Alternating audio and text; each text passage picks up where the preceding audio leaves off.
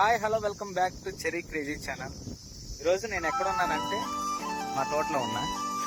So రీసెంట్గా నేను వినాయక చవితికి ఇంటికి వచ్చాను. సో ఇంకా పోలేదు బెంగళూరుకి. ఈరోజు మా తోటలో కొంచెం వర్క్ ఉంటే అందుకే వచ్చాను. మార్నింగ్ అరౌండ్ 9 గంటలకు వచ్చాను. సో ఇప్పటి వరకు కంటిన్యూగా మందు కొడుతూనే ఉన్నాను.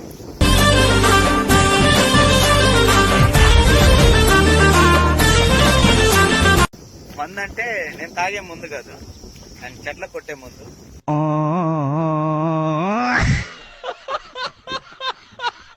సో నాకు అలవాటు కూడా లేదు. కానీ ఏం మాట్లాడుతున్నావురా, నరాలు కట్ అయిపోయింది. సో కింద కామెంట్ చేస్తావు నాకు చెప్తున్నాను. ఇది కదా లైఫ్ అంటే, ఇది కదా లైఫ్ అంటే.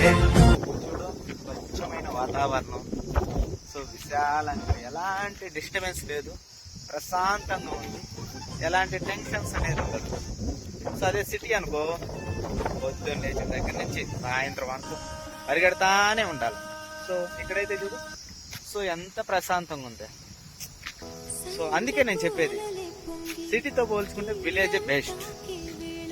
అండ్ ఒక జాబ్ పర్పస్ కోసం సిటీకి వెళ్తాము, కానీ సో విలేజ్లో ఉన్నంత ఆనందం సిటీలో మనకు దొరకదు.